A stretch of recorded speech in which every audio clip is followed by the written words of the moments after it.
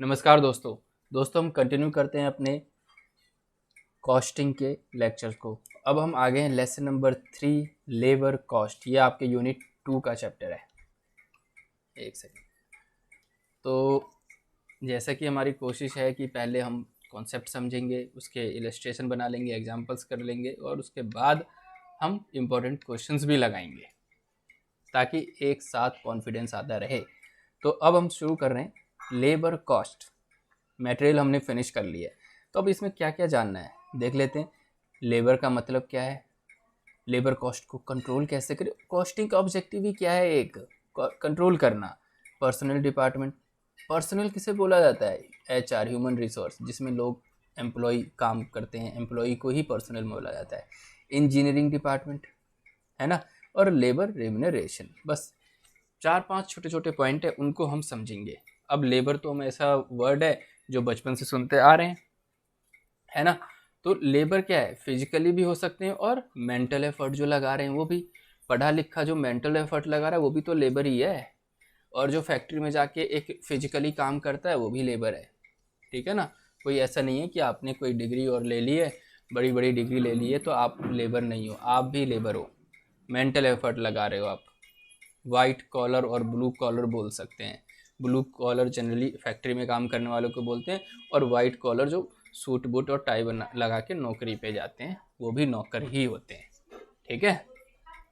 तो labour physical और mental effort दो लगाते हैं, उनको बोला जाता है इन मैन्युफैक्चरिंग अ प्रोडक्ट, जो एक प्रोडक्ट की मैन्युफैक्चरिंग में होता है।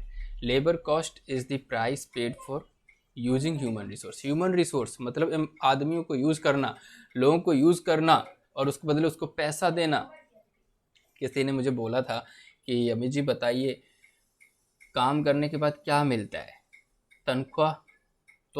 तो तनख्वाह का संधि विच्छेद करें, तन प्लस ख्वाह, मतलब जो तन को बेच के खाए उसे बोलते हैं तनख्वाह। तो मतलब उनका एक छोटा सा कॉन्सेप्ट वो ये कहना चाहते थे कि हम लोग अपने तन को बेच के तनख्वाह ले रहे हैं, वेतन ले रहे हैं। वेतन का दूसरा नाम पर्यायवाची शब्द तनख्वाह है। तो ये बात सारी चीज़ें हैं। तो लेबर डायरेक्ट लेबर भी हो सकते हैं, इनडायरेक्ट लेबर भी हो सकते हैं, है ना।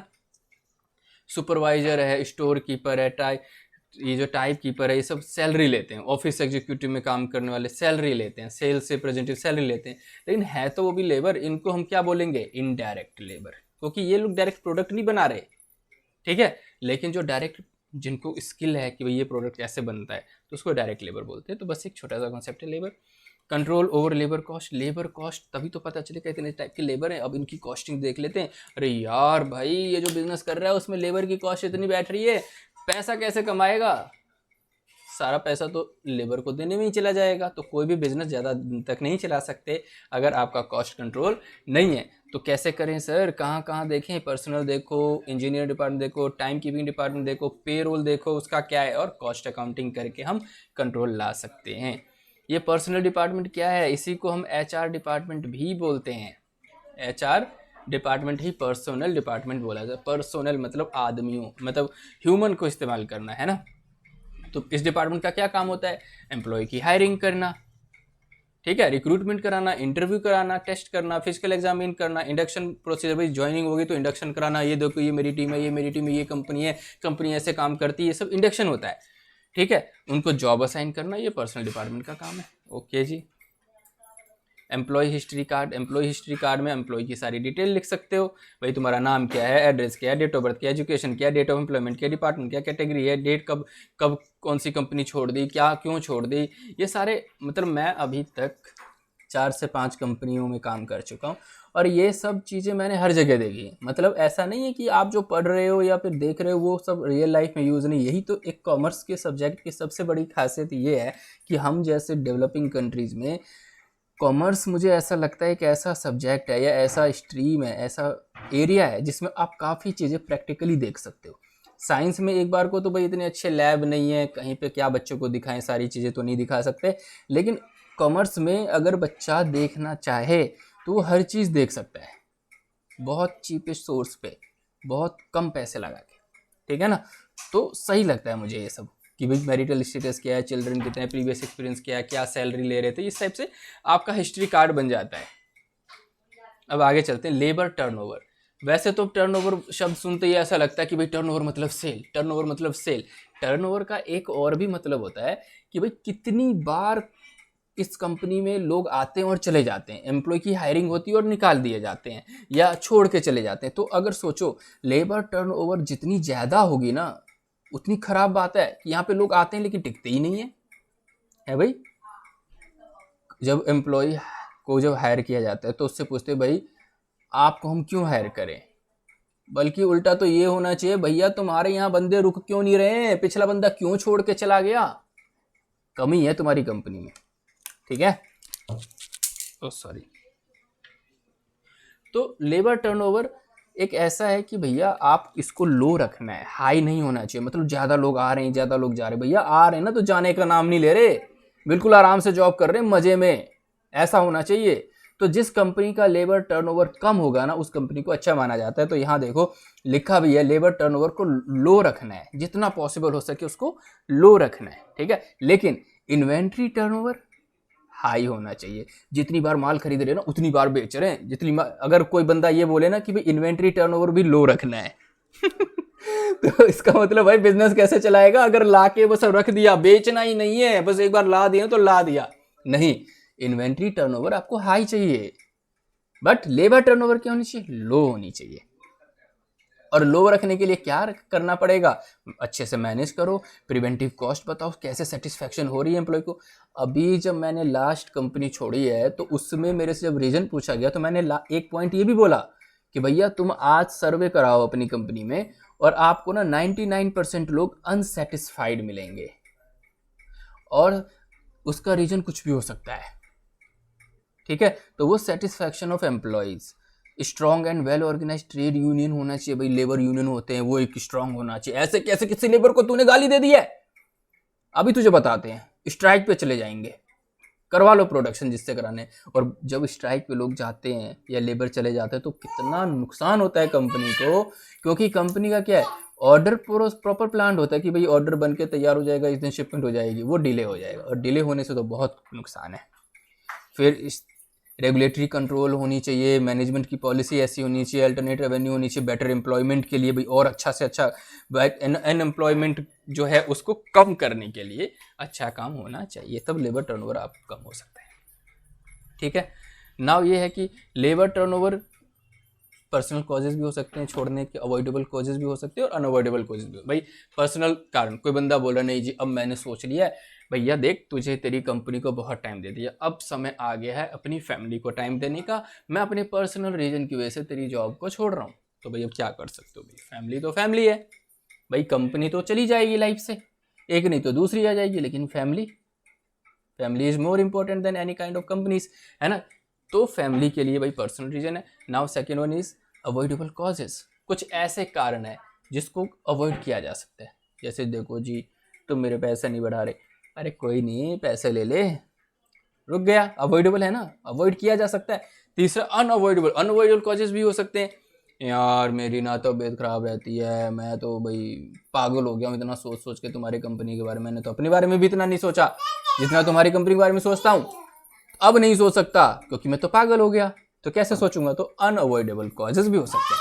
अब ये देखो पर्सनल कॉजेज में उसने बता दिया कि भाई मैं बेटरमेंट के लिए जॉब चेंज कर रहा हूँ, तुम्हारे यहाँ कोई अच्छा काम नहीं रहा मेरे लायक करने के लिए, परमानेंट रिटायर ले रहा हूँ, डोमेस्टिक घर की कुछ रिस्पॉन्सिबिलिटी है, अपने पेरेंट्स को देखना है, मैं जॉब ही नहीं करूँगा ऐसे वर्किंग एनवायरनमेंट में, मैरिज के लिए जा रहा हूँ। फिर उसके बाद बहुत सारी चीज़ें हैं कि भाई चाइल्ड बर्थ है लेडीज़ के केस में, फेस्टिवल के लिए जा रहा हूँ, शादी के लिए जा रहा हूँ, हार्वेस्टिंग के लिए जा रहा हूँ, अपने खेतों में जाके अपनी गेहूं और चावल की कटाई करूँगा, ठीक है।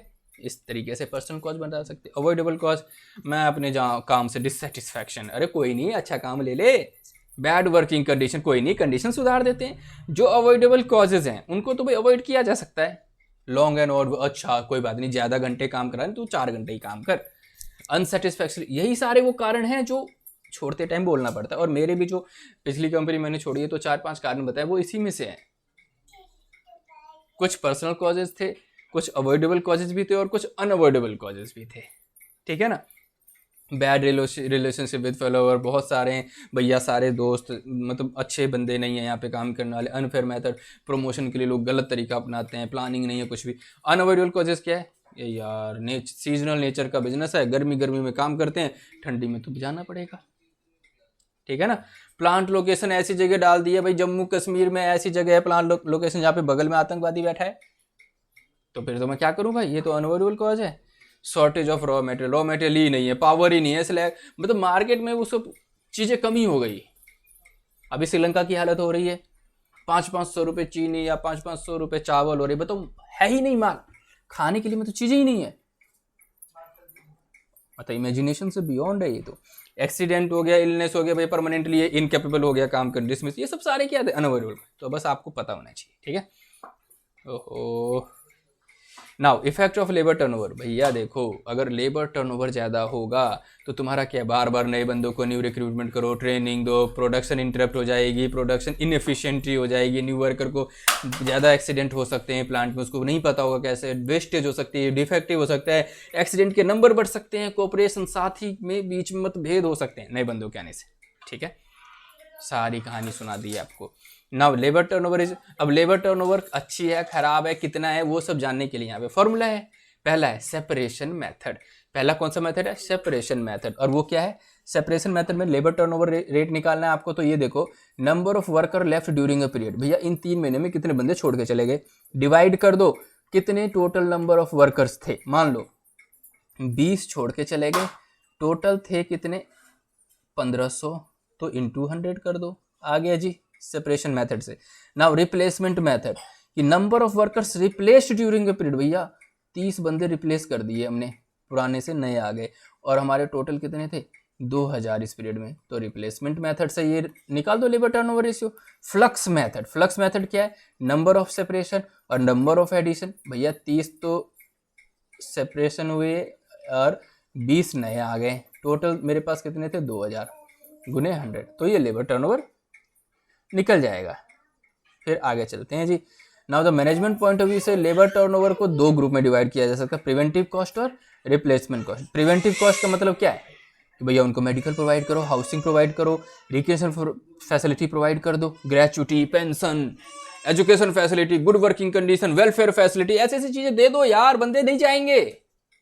बंदे कब जाते कोई कंपनी छोड़ के, जब अच्छा चीजें कहीं और मिल रही होती है वो नहीं दे रहे होते, ठीक है।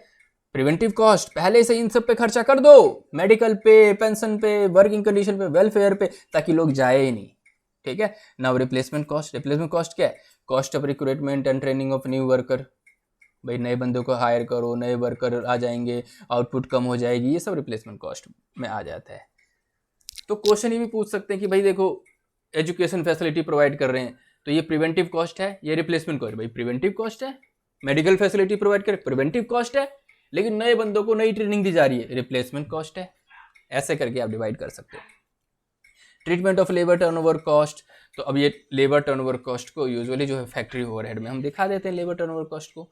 फिर reduction and control of labour turnover, तो कैसे कंट्रोल करना है भैया, सूटेबल पर्सनल पॉलिसी होनी चाहिए, वर्किंग कंडीशन अच्छा होना चाहिए, बार बार वही चीज़ें हैं, फेयर रेट ऑफ अलाउंस, जो अच्छे पैसे दे दो भैया, मैक्सिमम नॉन मॉनिटरी बेनिफिट दे दो, बंदे को सेटिस्फैक्शन मिले, है ना। एफिशिएंट और इनएफिशिएंट वर्कर में 2 अलग, भैया जो निकम्मे बंदे उनको निकम्मा ही तो बोलोगे यार, उनको अच्छा थोड़ी ना बोल दोगे, जो इनएफिशिएंट है, जो निकम्मे उसको निकम्मा बोलो, जो अच्छा है उसको अच्छा बोलो। तो इससे ये लगेगा अच्छे काम करने वालों को यार मैं तो अच्छा कर रहा हूँ, मेरी तारीफ हो रही है, मुझे प्रमोशन मिल रहा है, मुझे एनकरेज किया जा रहा है। लेकिन एक निकम्मे को भी अगर प्रमोशन, निकम्मे को भी एनकरेजमेंट मिलेगी तो काम करने वाले बोलेंगे भाई जब बिना काम के इसको इतने सब कुछ हो रहा है, इतना सब कुछ मिल रहा है, तो फिर मैं क्यों काम करूं। तो वो सब चीज़ें हैं। एम्प्लॉय सजेशन बॉक्स, एक बॉक्स लगा दो, उसमें एम्प्लॉय जाके चिट्ठी डाल दे, भैया तुम्हारी कंपनी में ये खराब है, तुम्हारा बंदा बेकार है, मेरा बॉस खराब है, मेरा साथी चोर है, मतलब कुछ भी डाल सकते हो सजेशन बॉक्स में।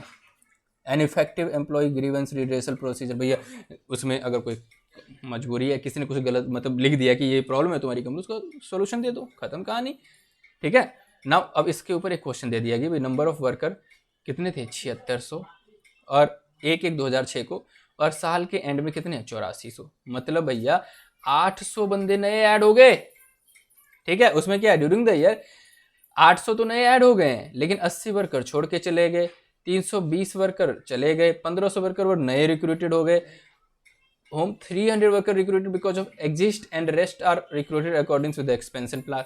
भैया देखो 1500 में 300 वर्कर तो मतलब नए पुराने को हटा दिया है जो भी है उसके कारण हुआ, लेकिन जो बाकी है 1200 वो इसलिए क्योंकि कंपनी बड़ी हो गई है, तो अच्छी बात है, तब तो लेबर टर्नओवर हो ही जाएगा ना। सेपरेशन मेथड वर्कर्स लेफ्ट कितने छोड़ के चले गए 80, डिस्चार्ज कितने हो गए 320, एवरेज नंबर निकाल लो भैया, एवरेज नंबर ऑफ वर्कर 7600 और 8400 को डिवाइड कर दो 2 से, रेशियो आ जाएगा। रिप्लेसमेंट मेथड वर्कर रिप्लेस कितने हो गए 300, थे कितने 8000 इंटू 100 कर दो, एवरेज नंबर ऑफ वर्कर हमने यहाँ पे एक बार में निकाल लिया ना, यहाँ पे 8000, तो यही बार बार फॉर्मूले में यूज कर लेंगे ना। फ्लक्स रेट सेपरेशन कितने 400, रिप्लेसमेंट कितने 300 और 8000 से निकाल दो।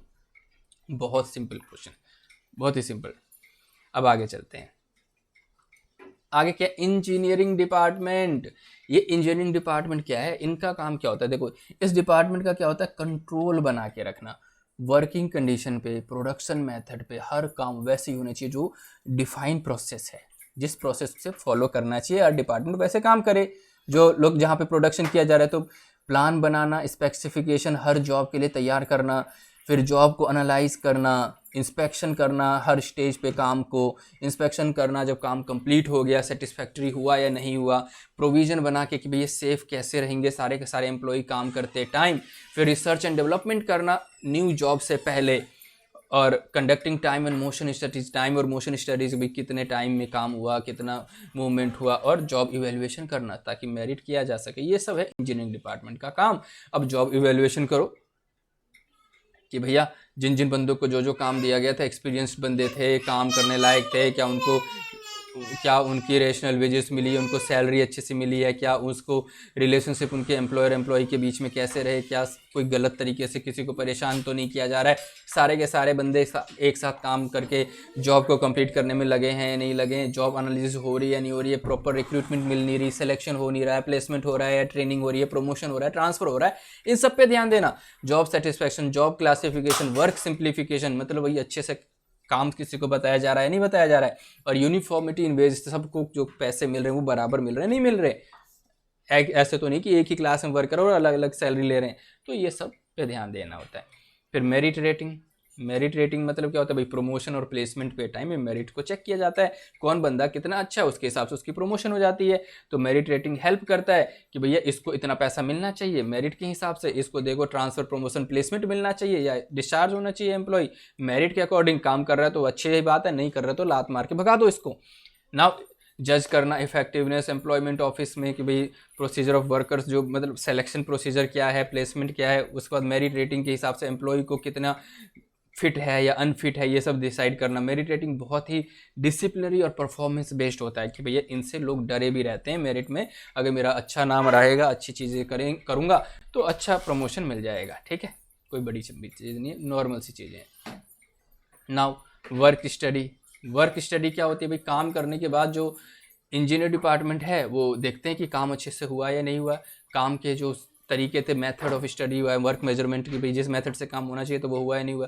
मेथड स्टडी वही चीज़ है कि भाई मैन पावर, प्लांट या जो मटेरियल हैं वो अच्छे तरीके से यूज हुआ या नहीं हुआ। वर्क मेजरमेंट की जो काम दिया गया था वो अच्छे से हुआ नहीं हुआ, स्पेसिफिक टास्क जो दिया गया था वो वर्क अच्छे से और अच्छे तरीके से प्लानिंग के अकॉर्डिंग हुआ नहीं हुआ। इंसेंटिव स्कीम जो हमने रखा था, प्रोडक्शन जो रखा था, उसका कोई बेनिफिट हुआ या नहीं हुआ। चलो अब आगे चलते हैं, अगला क्या है, लेबर रिम्यूनरेशन। यार नाम से ही पता चल रहा है कि भाई उसको पैसे, रिम्यूनरेशन का मतलब क्या होता है, in general salary, in general wages, remuneration मतलब भैया उसको पैसे देना। तो लेबर को जितना रिम्यूनरेशन दिया जाएगा उतना अच्छा है उसके लिए, तो वही सारी चीज़ें हैं। रिम्यूनरेशन जो लेबर को दिया जाएगा वो अच्छा होना चाहिए, सेटिस्फैक्ट्री होना चाहिए, तो यहीं पे चीज़ें भाई प्रोड्यूस करो, बेस्ट क्वालिटी ऑफ वर्क होना चाहिए, सेटिस्फैक्ट्री, बहुत एम्प्लॉयर एम्प्लॉय रिवॉर्ड मिलना चाहिए काम करने वाले को, इनएलिजिबल वर्कर को निकाल देना चाहिए, मिनिमम लिविंग वेज देना चाहिए, मिनिमम वेजेस तो उनको मिलना ही मिलना चाहिए, मैक्सिमम लिमिट होना चाहिए एक इंडिविजुअल अर्निंग की, मतलब नहीं सॉरी, जो मैक्सिमम लिमिट नहीं होनी चाहिए कि भैया मिनिमम जरूर होनी चाहिए, इतना तो इसको मिलेगा बाहर, बाकी एक्स्ट्रा जितना काम करेगा उतना मिल जाएगा, ठीक है ना। लेबर टर्नओवर, लेबर एब्सेंटिज्म वो कम होना चाहिए। फिर फ्लेक्सिबल देख लो कि सारे बंदे काम करने के लिए हैं रेडी, इस तरीके से आप लेबर रिम्यूनरेशन तैयार कर सकते हैं। अब आगे चलते हैं, आगे क्या है, टाइम रेट सिस्टम। भैया टाइम रेट सिस्टम बहुत सिंपल चीज़ है यार, जितने घंटे काम करो उस हिसाब से दे दो पैसा, ठीक है ना। तो ये सब सुटेबल कहाँ होता है, जब हाई क्लास टेलरिंग होती है, जो दर्जी लोग होते हैं ना, हाई क्लास के टेलर होते हैं, वो सब टाइम के हिसाब से काम करते हैं। वॉचमैन, क्लीनर, स्वीपर टाइम के हिसाब से काम करते हैं। जैसे कि वर्कर्स हैं, कंट्रोल से ऊपर हो जाते हैं तो भैया तुमने इतने काम किए, इतने के पैसे मिलेंगे, है ना। स्मॉल स्केल पे सुपरविजन जहाँ पे पॉसिबल होता है कि भाई चले तो इतना टाइम दे दे। और अब जैसे कोई बंदा दिहाड़ी पे मजदूर ले आता है अपने घर बनाने के लिए, तो दिहाड़ी पे भैया टाइम के हिसाब से तो पैसे लेगा ना। Where the worker is learner और अप्रेंटिस, या कोई बंदा काम सीख रहा है, अप्रेंटिस है, तो वहाँ पे टाइम के हिसाब से पेमेंट हो जाती है। एडवांटेज क्या, सिंप्लिसिटी है, वर्कर्स को सिक्योरिटी होती है कि इतनी मेहनत करूँगा इतने पैसे मिल जाएंगे। क्वालिटी ऑफ वर्क भी अच्छा होता है, भाई ज़्यादा क्वालिटी से काम करूँगा ज़्यादा पैसे मिल जाएंगे। एक्सेप्टेड बाय ट्रेड यूनियन ने इसको एक्सेप्ट भी किया कर रखा है। और इकोनॉमिकल, और जो कंपनी ऐसे टाइम के बेस पे करवा रही है उस कंपनी के लिए भी अच्छा रहे, भाई जो खाली टाइम है उसके बाद पैसे नहीं देना पड़ेगा उसको, ठीक है ना। नाउ डिसएडवांटेजेस क्या है भैया, इसमें इंसेंटिव कुछ नहीं मिलता, लो क्वांटिटी होती है, कम क्वांटिटी वाले काम पे ये फिट बैठता है मेथड। एक्स्ट्रा सुपरविजन कॉस्ट, कुछ एक एक्स्ट्रा सुपरवाइजर लगाना पड़ता है कि भाई देखो सारे टाइम का तो टाइम पास तो नहीं कर रहे। कॉस्टिंग डिफिकल्टी हो सकती है, और आइडल टाइम में तो कुछ टाइम खाली भी लोग निकाल सकते हैं कि कल कोई बात नहीं, 1 घंटे का काम है 2 घंटे में निकाल देंगे, 2 घंटे की सैलरी ले लेंगे, है ना, ऐसा भी हो सकता है। तो अब इसके बाद इलस्ट्रेशन आ गया जी, भाई इतने घंटे इसने काम किया है, रेट है इसका वाई का इतना है, तो निकाल दो यार, बहुत सिंपल है, मल्टीप्लाई करके कर दो। अब है हमारा पीस रेट सिस्टम। नाम से पता चले जितने पीस तू बनाएगा उतने पैसे ले जा। 10 पीस बना दिए 10 का ले जा, 20 बना दिए 20। इसमें क्या है भाई, मेथड अच्छा है ये, तो ज़्यादा से ज़्यादा लोग काम करते रहेंगे। ये ज़्यादातर वहाँ फिट बैठता है जहाँ रिपीटेटिव नेचर का काम होता है। भैया आ जा, ये पीस बनाना है, 100 बना दे, 200 बना दे, 500 बना दे, या रिपीटेटिव है। सीखने वाले काम में ऐसा नहीं हो सकता पीस रेट वाला, ठीक है ना। वहाँ तो बंदा सीखने में यार 1 पीस बनाएगा 4 घंटे में, तो उसको कुछ मिलेगा ही नहीं। तो हर जगह पीस रेट तो नहीं ला सकते। Where the aim continuous maximum production, जहाँ पे मैक्सिमाइज करना है प्रोडक्शन को, वहाँ पे पीस रेट होता है। Where the output workers can be, जहाँ पे वर्कर्स की आउटपुट को मेजर किया जा सके। और सेम जॉब लंबे समय के लिए करना है, स्टैंडर्ड टाइम की भाई इतना काम, स्टैंडर्ड टाइम पहले डिसाइड हो चुका है, तो वहाँ पे पीस रेट मैसेज है। एडवांटेजेस देखो, इंसेंटिव टू एफिशिएंट वर्कर, जो अच्छे काम करने वाले होते हैं उनको ज़्यादा पैसा मिल जाता है। इंक्रीज इन प्रोडक्शन बढ़ जाती है, लेबर कॉस्ट कम आ जाती है, इक्विटेबल है, सबके लिए बराबर है।